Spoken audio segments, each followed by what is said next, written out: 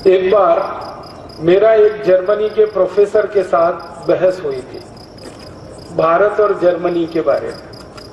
वो German professor, आज से 10 साल पहले की ये घटना मैं आपसे बयान कर रहा हूँ। एक जर्मनी के प्रोफेसर का मेरे साथ झगड़ा हो गया इस बात के लिए कि जर्मनी महान कि भारत महान।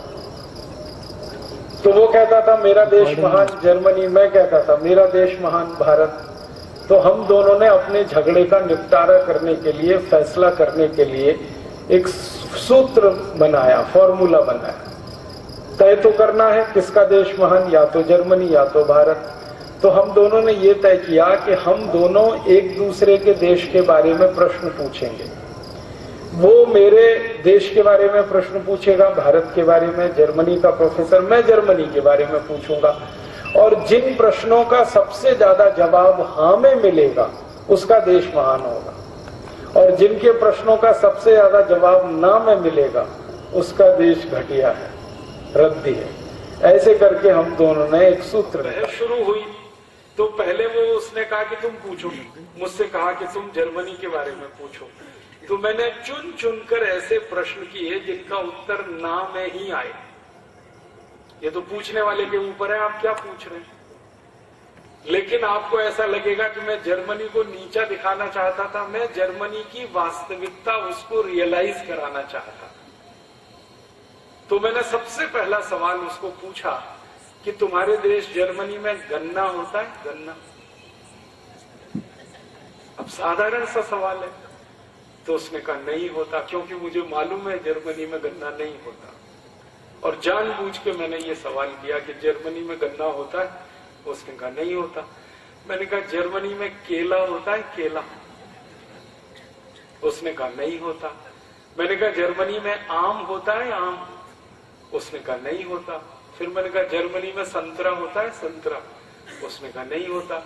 फिर मैंने कहा जर्मनी में मौसम्मी होती है? मौसम्मी। उसने कहा नहीं होती। थोड़ी देर में वो बौखला गया, क्योंकि हर जवाब ना ना ना ना।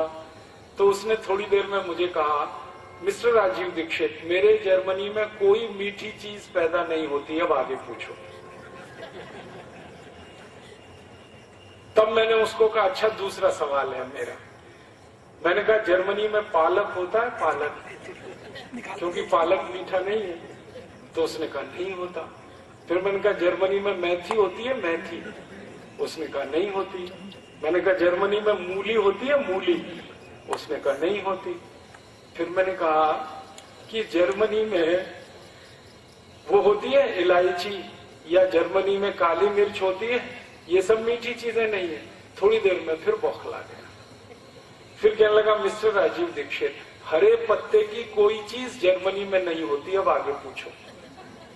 अब मीठी चीज कोई होती नहीं, हरे पत्ते की कोई चीज होती नहीं। तो मैंने कहा अब तुम ही बताओ जर्मनी में होता क्या है। तो उसने कहा जर्मनी में एक तो होता है आलू, पोटैटो, और दूसरा होता है प्याज, ओनियन। अब आलू में प्याज मिला के खाओ या प्याज में आलू मिला के खाओ, हमारे पास दो ही चीजें होती हैं। फिर मैंने कहा कि जर्मनी के दुकानों में इतना सारा माल बिकता है, केला भी बिक रहा है, गन्ना भी बिक रहा है, आम भी बिक रहा है, संतरा भी बिक रहा है, तो ये कहां से आता है? तो उसने धीरे से कहा ये सब भारत से आता है। तो मैंने कहा किसका देश महान? तो चुप हो गया, बोला नहीं। उसको रियलाइज तो हो गया कि भारत देश महान, लेकिन उसने मुंह से नहीं बोला। मैंने कहा इसको मुंह से ही बुलवाना है अभी थोड़ी देर। और ये बहस हमारी कई लोगों के सामने हो रही थी। मैंने कहा अब तुम्हारा नंबर है, तुम पूछो भारत के बारे में। तो वो थोड़ा फंस गया, उसने वही सवाल पूछना शुरू किया जो मैंने पूछे थे। उसने कहा भारत में गन्ना होता है? मैंने कहा भैया उत्तर भारत, दक्षिण भारत, पूर्वी भारत, पश्चिम भारत, मध्य भारत, पूरे भारत में गन्ना होता है। और भारत में 6,38,365 गांव हैं, इनमें से 4 लाख गांवों में गन्ना होता है। और भारत में एक गन्ना बहुत मोटा होता है, एक गन्ना बहुत पतला होता है, एक काला गन्ना होता है, एक लाल गन्ना होता है, एक हरा गन्ना होता है, एक थोड़ा सा पीले रंग का गन्ना होता है। 2550 जातियों का गन्ना इस देश में होता है। अब बोलो। तो कहने लगा आई कांट बिलीव इट। मैंने कहा ये तुम्हारी प्रॉब्लम है, मेरी नहीं। तुम्हें भरोसा नहीं है तो ये तुम्हारी समस्या है। अगर तुमको भरोसा करना है तो तुम भारत आ जाओ और घूम लो और पता कर लो कितनी जातियों का गन्ना होता है। फिर उसने दूसरा सवाल पूछा, केला होता है भारत में? मैंने कहा केला ही केला होता है। हमारे यहाँ उत्तर भारत का अलग केला, दक्षिण भारत का अलग केला, पश्चिम भारत का अलग केला, पूर्वी भारत का अलग केला, कहीं मोटा केला, कहीं पतला केला, कहीं छोटा केला, कहीं लाल केला, कहीं हरा केला। हमने कहा केले की भारत में कम से कम 1000 प्रजातियां हैं। कहने लगा यस। मैंने कहा यस।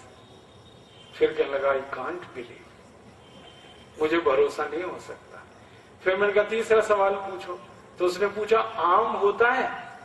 तो उसने सवाल किया था मैंगो को कि भारत में मैंगो होता है। मैंने कहा मैंगो तो एक शब्द है, हमारे यहाँ तो मैंगो की जातियां 5000 से ज्यादा है। लंगड़ा है, चौसा है, दशहरी है, तोतापुरी है, कलमी है, ऐसी 5000 जातियों का आम है भारत में। और मैंने उसको कहा, जिस पर उसे भरोसा नहीं हुआ, मैंने कहा दिल्ली हमारे यहाँ की राजधानी है, वहां से 180 किलोमीटर दूर हरिद्वार है। दिल्ली हरिद्वार के बीच में 500 जातियों का आम होता है, इतनी दूरी में, खाली 180 किलोमीटर। और भारत में 3 लाख से ज्यादा गांवों में आम होता है।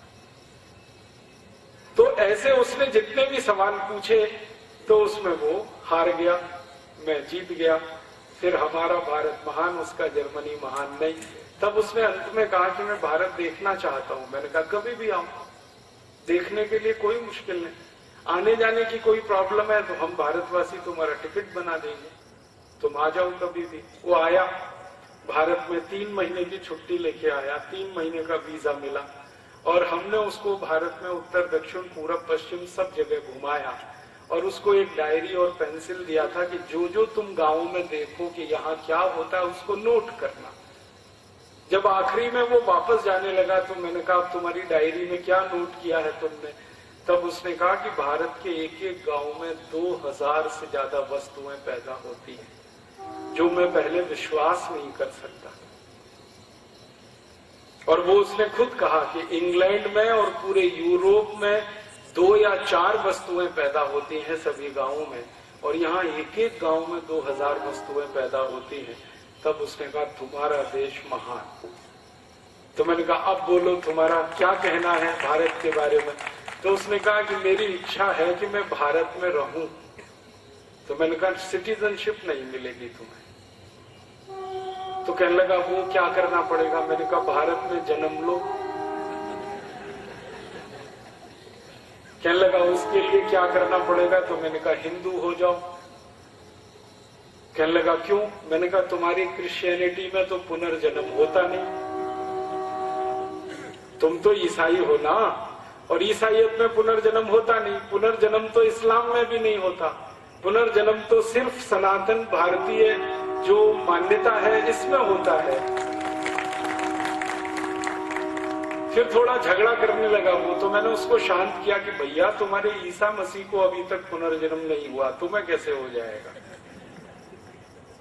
तुमको अगर भारत में जन्म लेना है तो हिंदू हो जाओ। तो कहने लगा ये तो बड़ा मुश्किल है। मैंने कहा बहुत आसान है, हम तुम्हारे ऊपर थोड़ा गंगा जल छिड़केंगे और तुम्हारा नाम बदल देंगे, इतना सही है, इससे ज्यादा कुछ नहीं करने वाले। कहने लगा इसका मैसेज तो बहुत दूर तक जाएगा। मैंने कहा वही हमें भेजना है, ये मैसेज जर्मनी तक जाए, वही तो हम चाहते हैं। कहने लगा फिर मैं सोच के बताऊंगा। मैंने कहा ठीक है। फिर जाते जाते वो यही कह के गया कि मैं जीसस से प्रार्थना करूंगा कि अगला जन्म भारत में मिले। मैंने कहा वो प्रार्थना तुम्हारी नहीं स्वीकार होगी, क्योंकि ईसाइयत में पुनर्जन्म होता ही नहीं है। पुनर्जन्म वाली एक ही दुनिया में सभ्यता है जिसको हम भारतीय सभ्यता कहते हैं। ये भारत की विशेषताओं में से एक है। मैंने कहानी के माध्यम से आपको कई चीजें बता दी कि भारत में बहुत कुछ ऐसा होता है जो दुनिया में कहीं नहीं होता।